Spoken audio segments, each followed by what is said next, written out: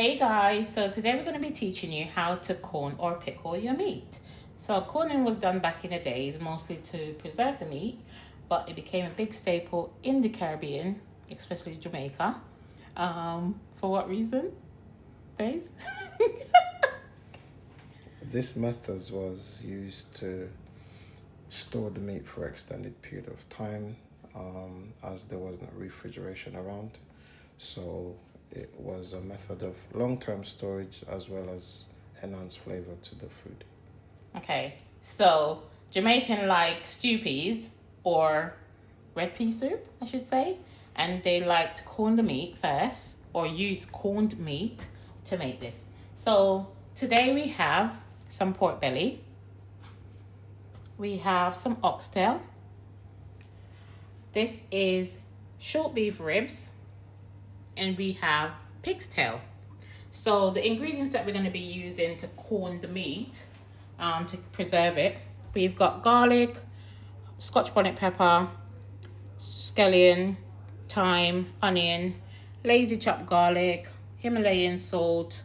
We've crushed some pimento, and we also have sea salt.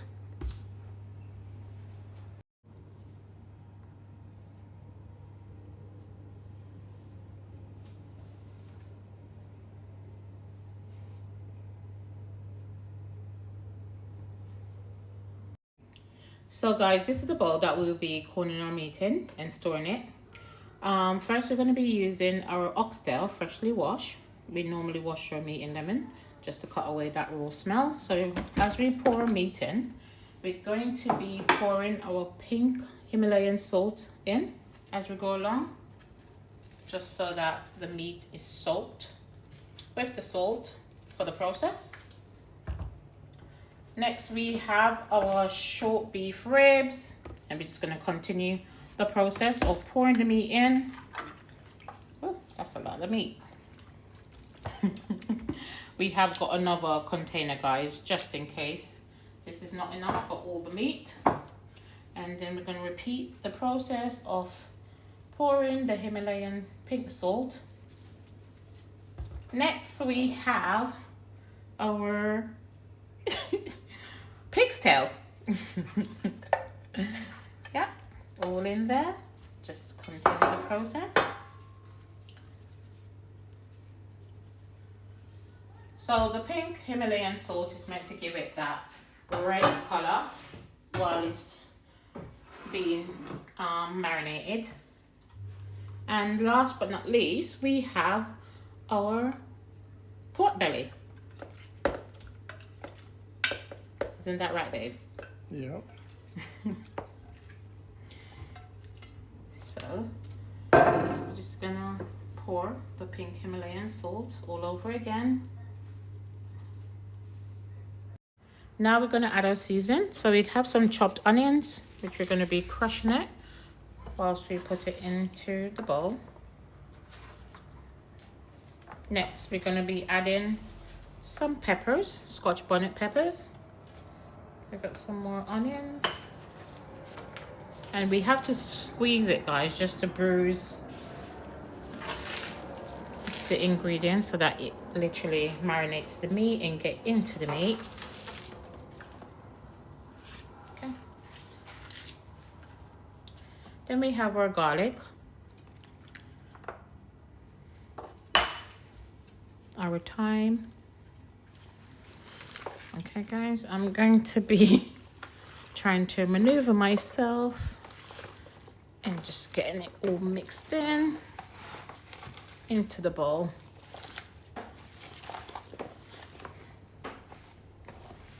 I'm also going to be adding some chopped garlic. They call it lazy, but this is just to enhance the flavors of the actual garlic and make it go in better.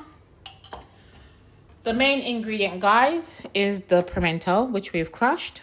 So this is fresh pimento from Jamaica. And this is needed for what reason, please? To enhance the flavor. To enhance the flavor. There you have it. So now we're just going to mix it all in.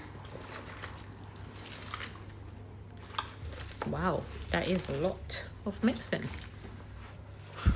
Then we're gonna add some sea salt. Yeah, just trying to get it all mixed in without splashing it in my face. That smells lovely. It smells so good. And now we're gonna be adding in our sea salt, which is, we have the coarse sea salt. Okay, as they said, that's the best one to use. So in this case, apparently we need to pour a lot of salt, as this is what's gonna help it to get to where it needs to be. Don't worry about the amount of salt, guys. Obviously you're gonna have to boil the meat before cooking it, which will reduce the salt, but for the process it does require a lot of salt, just so that it can be corned. So the curing process can be done. That's correct, yes. Okay guys, so we're just gonna mix that all in, and we're gonna show you the end results once it is done. We had to change over, guys. This is too much mixing for myself, so hubby had to do this part, as we have to literally squeeze the seasoning into the meat to marinate it properly. Look at that, guys. It smells amazing, by the way.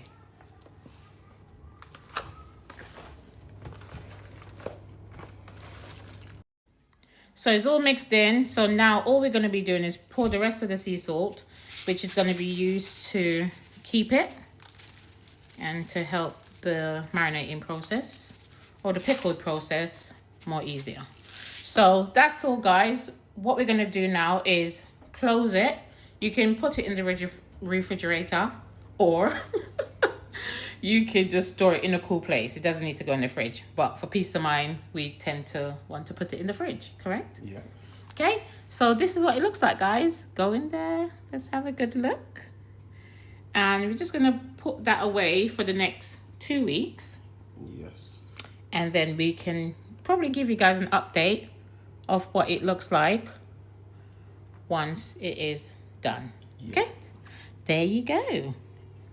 That is our oxtail, pig's tail, beef ribs, and our pork belly corned.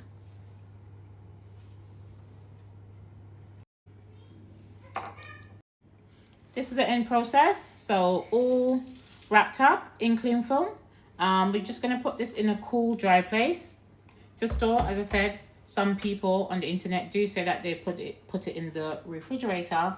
But you can also just store it in a cool, dry place. Okay, and that's it.